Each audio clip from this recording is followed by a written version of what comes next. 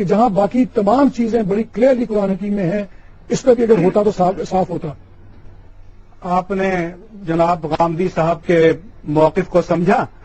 وہ پورے فقہائے امت کو نادان کہہ رہے ہیں کہ ارتداد کی سزا بھی قتل. انہوں نے اپنی ناقص فہم کے مطابق سمجھی، ان کی کامل فہم کے مطابق تو ارتداد کی سزا بھی قتل نہیں ہے. پوری امت کا اجماع جس پر ہے، غامدی صاحب اس کو بھی تسلیم نہیں کرتے.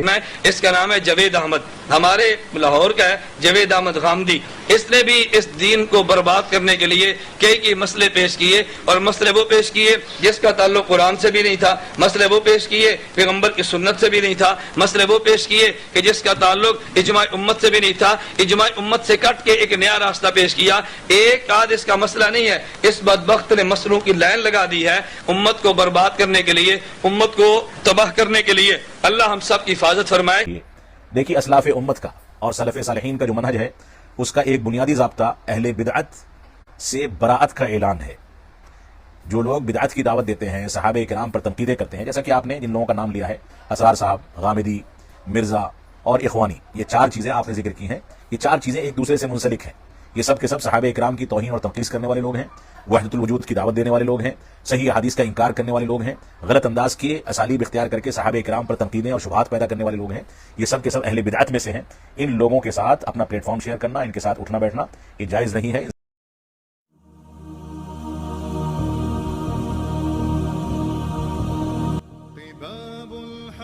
یہ ایک تبصرہ ہے. اس تبصرے پر میں صرف یہی عرض کر سکتا ہوں کہ کسی انسان کے بارے میں کوئی رائے قائم کرنے کے لیے ہمارے پروردگار نے ہم پر یہ ذمہ داری ڈالی ہے کہ ہم پوری سنجیدگی سے تحقیق کریں اور پھر کوئی بات کہیں. یہ بات جو میرے بارے میں کہی جاتی ہے، یہ سفید جھوٹ ہے، یہ سری بہتان ہے. میری کتاب اسلام پر میزان موجود ہے، چھپی ہوئی موجود ہے، کہیں چھپی ہوئی نہیں ہے. آپ کے علم میں ہونا چاہیے کہ اس میں نے پورے اسلام کو بیان کیا، اور 1200 سے زیادہ روایات، 1200 سے زیادہ حدیث ہے. میں پوری ذمہ داری سے کہہ سکتا ہوں کہ اسلام کو پوری طرح بیان کرنے والی کسی کتاب میں اس سے زیادہ حدیث آپ کو نہیں ملے گی. جس طرح آپ نے کہا کہ مجھے میری عقل اجازت نہیں دیتی کانسیپٹ پہ ماننے پہ، اسی طرح آپ کی عقل آپ کو اجازت نہیں دیتی نہ ماننے پہ، کیونکہ آپ کے سامنے ہر چیز ایک میریکل ہے، ایک کریشن آف گاڈ ہے. تو کون کہہ سکتا ہے میں غلط ہوں، یا کون کہہ سکتا ہے کہ آپ غلط ہیں؟ میں نے یہ نہیں کہا کہ میری عقل ماننے پہ مجبور کرتی ہے. میں نے کہا میری عقل سوال کرتی ہے، سوال کا کوئی بہتر جواب ملنا چاہیے. میری عقل سوال کر رہی ہے سیب نیچے کیوں آیا. میری عقل سوال کرتی ہے کہ آپ کی یہ بے نظیر صورت کیسے وجود میں آ گئی. میری عقل سوال کرتی ہے کہ آپ کے اندر یہ توازن کیسے پیدا ہو گیا ہے. میری عقل سوال کرتی ہے قطرہ آپ سے آپ کیوں بن کر کھڑے ہو گئے ہیں. یہ سوال کر رہی ہے، میں کوئی جواب نہیں دیتا. آپ اس کا کوئی بہتر جواب دے دیجیے. دو ہی جواب ہوں گے، یا آپ یہ کہیں گے کہ میں اپنی ذات میں خدا ہوں، یہ اصل میں میرا ہی ظہور ہے، یہ کائنات بھی ازلی اور ابدی ہے، اس کا علم بھی اس کا اپنا ہے، اس کی حکمت بھی اس کی اپنی ہے. اور یا آپ کہیں گے اس کے ماورا ایک ہستی موجود ہے، اس کے علاوہ راستہ ہی کوئی نہیں.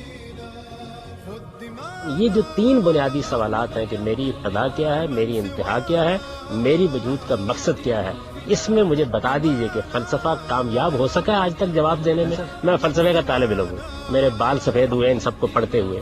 اگر مجھے ڈائلاگز آف پلیٹو سے لے کر آج کے سارتر اور فلاں تک اور دریدا تک بتا سکیں آپ کہ کوئی ایک مقصد اطمینان کے ساتھ متعین کر سکے ہوں اور ان تین سوالوں کا کوئی واضح جواب دے سکے ہوں، تو مجھے بڑی خوشی.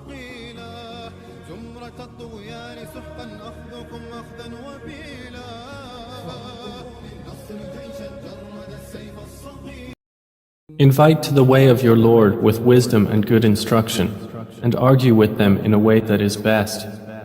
Indeed, your Lord is most knowing of who has strayed from His way, and He is most knowing of who is rightly guided.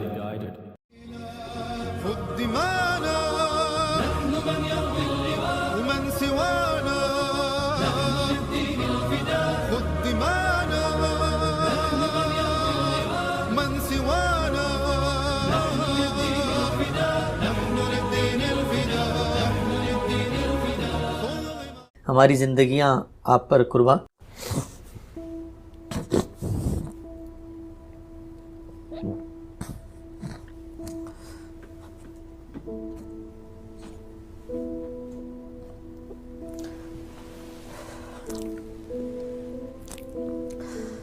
اللہ آپ کو زندگی دکھاؤ.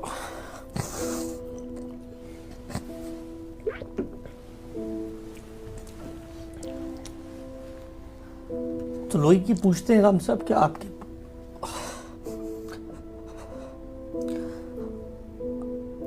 آپ کے بعد جو ہے وہ ان مسائل کو کون حل کرے گا؟ اس کا جواب سیدنا مسیح نے دیا تھا، اور اگر آپ پڑھیں تو اس میں بڑی بلاغت ہے کہ اللہ تعالیٰ کے لیے وہ زمین و آسمان کا بادشاہ کوئی شخص ناگزیر نہیں. ہم سب عاجز بندے ہیں، ہم میں سے کسی کی کوئی حیثیت ہی نہیں ہے. انہوں نے اس کو اس طرح بیان کیا تھا کہ پروردگار اگر چاہے تو وہ ہر اینٹ کے نیچے سے ابراہیم پیدا کر دے. اس غلط فہمی میں کبھی مبتلا نہیں ہونا چاہیے. یہ اللہ کی عنایت ہوتی ہے کہ وہ اپنے کسی بندے سے کوئی کام لے لے.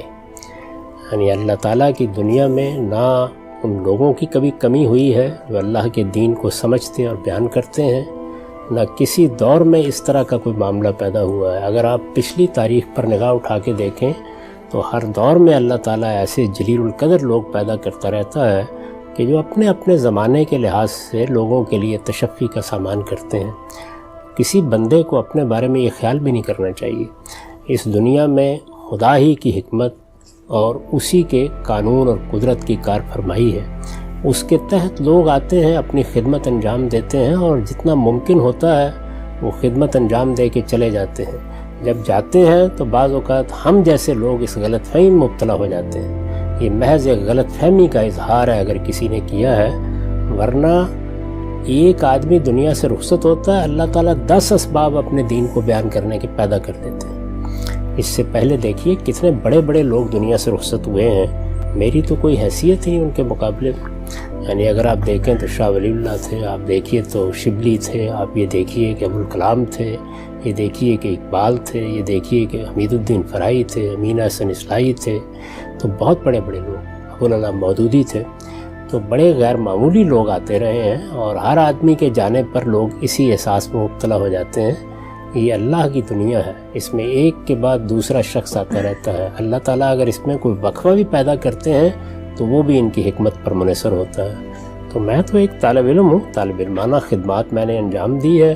آپ یقین رکھیے کہ جب میری آنکھیں بند ہوں گی تو اللہ اپنے دین کے لیے 1000 اسباب پیدا کرے گا. اور میں تو اس غلط فہمی میں مبتلا بھی نہیں ہوں کہ میں نے کوئی بڑی خدمت انجام دی ہے. میری تمام خدمات بالکل وہی ہیں جو ایک معمولی درجے کے طالب علم کی ہوتی ہیں. میں تو اپنے استاد کے ساتھ تعلق کو بھی ہمیشہ اس طرح بیان کرتا ہوں کہ میں ان کے ہاں پچھلی صفوں میں بیٹھنے والے طالب علموں سے ایک طالب علم تھا. تو میرے نزدیک اس طرح کے خیالات اپنے قریب بھی نہیں آنے دینے چاہیے. سارا تعلق اس پروردگار سے رکھنا چاہیے. ہمارے پاس اللہ کی کتاب قرآن مجید موجود ہے. ہمارے لیے اللہ کے آخری پیغمبر محمد صلی اللہ علیہ وسلم کی ہدایت بالکل کافی ہے. اور اس کی خدمت کے لیے اگر کوئی سعادت کسی کو ملتی ہے تو اس پر اللہ کا شکر کرنا چاہیے، نہ کہ اس زوم میں مبتلا ہو جانا چاہیے کہ میرے بعد اب کون آئے گا. یعنی دیگر دانائے راز آیت کے نائل یہ آتے رہتے ہیں، دانائے راز، اور اللہ بندے پیدا کرتا رہتا ہے. اور وہی بات پھر دہراؤں گا کہ اس پروردگار کے لیے کیا مشکل ہے، وہ ہر اینٹ اور ہر پتھر کے نیچے سے ابراہیم پیدا کر دیتا ہے.